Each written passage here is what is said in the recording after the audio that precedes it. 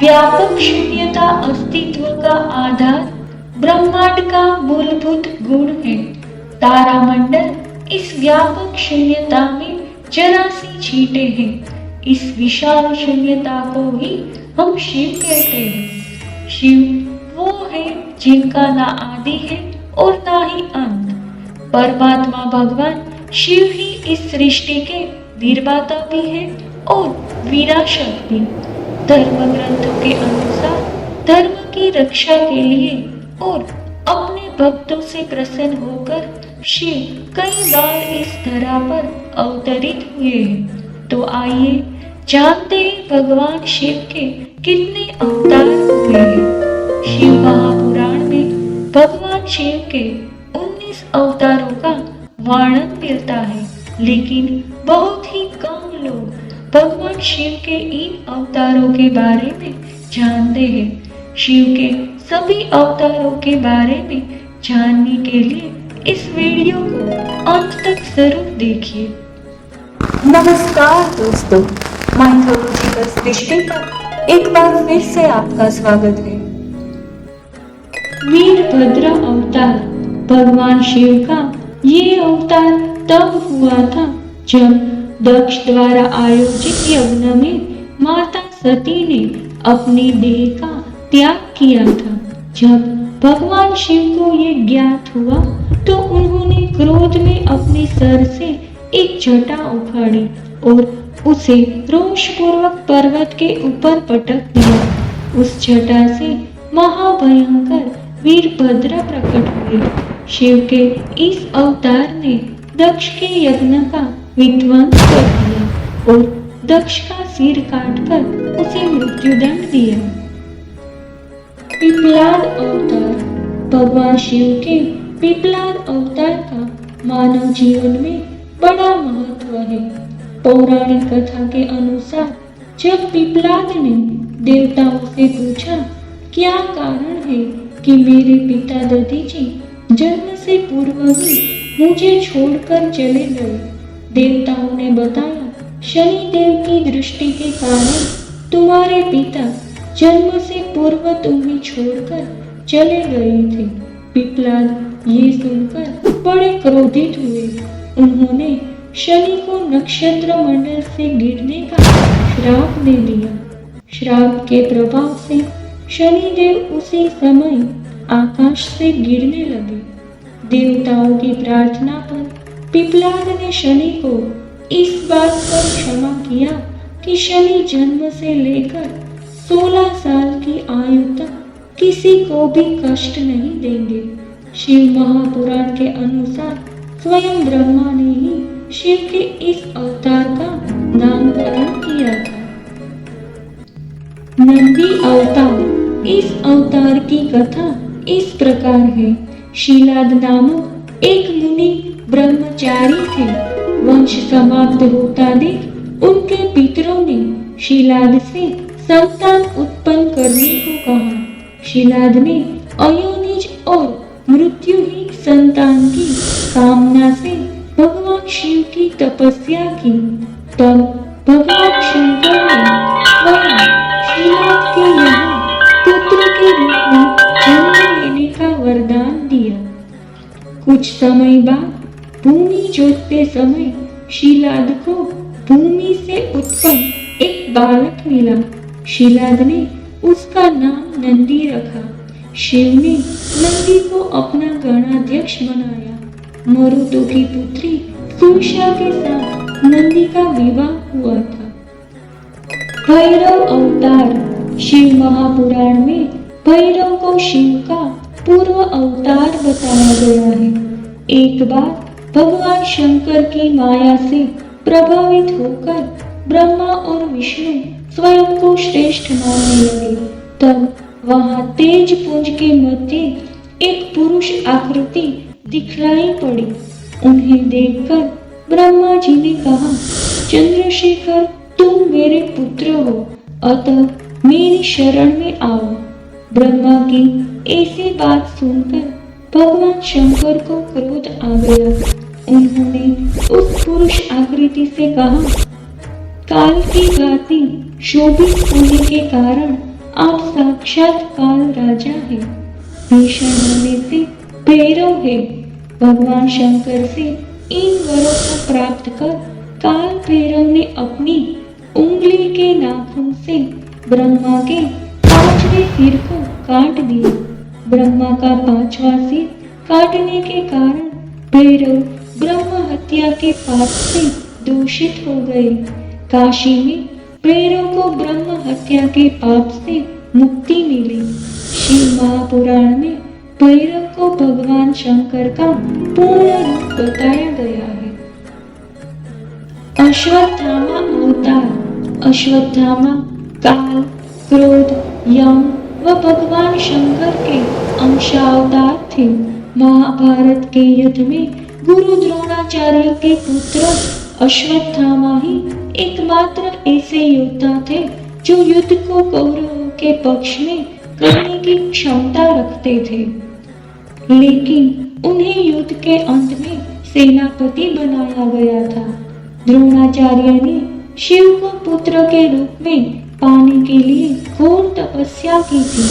उनकी तपस्या से प्रसन्न होकर भगवान शिव ने उन्हें वरदान दिया था कि वे उनके पुत्र के रूप में अवतीर्ण होंगे। समय आने पर सर्वांतिक रुद्र ने अपने अंश से द्रोण के बलशाली पुत्र अश्वत्थामा के रूप में अवतार लिया।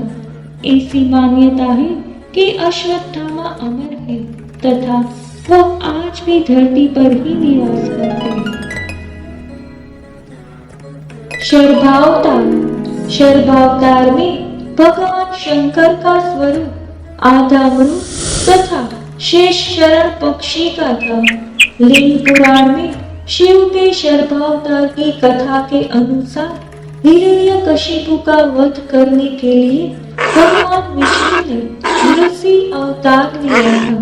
हिरण्यकशिपु के वध के पश्चात भी जब भगवान ऋषि का क्रोध शांत नहीं हुआ तो देवता शिव जी के पास पहुंचे। तब भगवान शिव ने शर्भावतार लिया और वे इसी रूप में भगवान ऋषि के पास पहुंचे तथा उनकी स्तुति की, लेकिन ऋषि की क्रोधाग्नि शांत नहीं हुई। यह देखकर शरभ रूपी भगवान शिव अपनी पूंछ में ऋषि को लपेट कर ले उड़े। तब कहीं जाकर भगवान ऋषि की क्रोधाग्नि शांत हुई। तब उन्होंने शर्भावतार से क्षमा याचना कर अति विनम्र भाव से उनकी स्तुति की। गृहपति अवतार। भगवान शिव का 7वां अवतार है गृहपति अवतार। पौराणिक कथा के अनुसार नर्मदा नदी के तट पर धर्मपुर नामक नगर में विश्वानर नाम के एक मुनि तथा उनकी पत्नी शुचिष्मति रहते थे। शुचिष्मति ने बहुत काल तक निःसंतान रहने पर एक दिन अपने पति से शिव के समान पुत्र प्राप्ति की इच्छा की। मुनि विश्वानर ने काशी जाकर भगवान शिव के वीरेशलिंग की आराधना की। एक दिन मुनि को वीरेशलिंग के मध्य एक बालक दिखाई दिया। मुनि ने बाल रूपधारी शिव की पूजा की। उनकी पूजा से प्रसन्न होकर भगवान शंकर ने शुचिष्मति के गर्भ से अवतार लेने का वरदान दिया। कालांतर में शुचिष्मति गर्भवती हुई और भगवान शंकर शुचिष्मति के गर्भ से पुत्र रूप में प्रकट हुए। ऋषि दुर्वासा।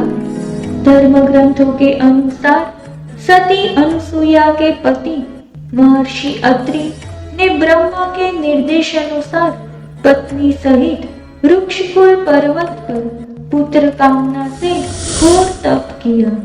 उनके तप से प्रसन्न होकर ब्रह्मा, विष्णु और महेश तीनों उनके आश्रम पर आए।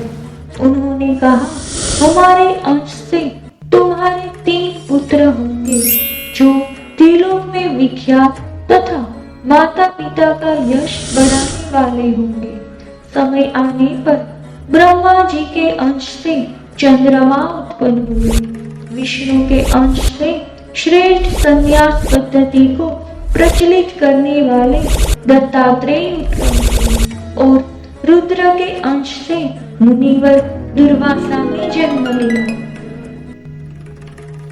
हनुमान अवतार भगवान शिव के सभी अवतारों में इस अवतार को सर्वश्रेष्ठ माना गया है। इस अवतार में भगवान शिव ने एक वानर के रूप में जन्म लिया था।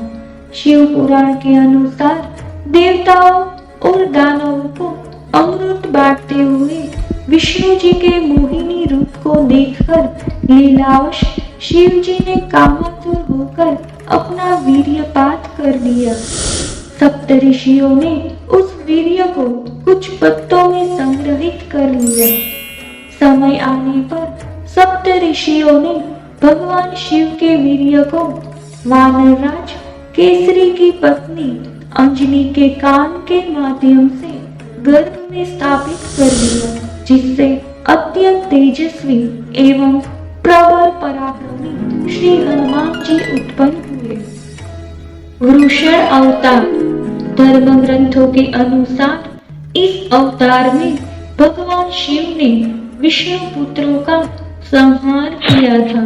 जब भगवान विष्णु दैत्यों को मारने पाताल लोक पहुंचे तो उन्हें वहां बहुत सी चंद्रमुखी स्त्रियां दिखाई पड़ी।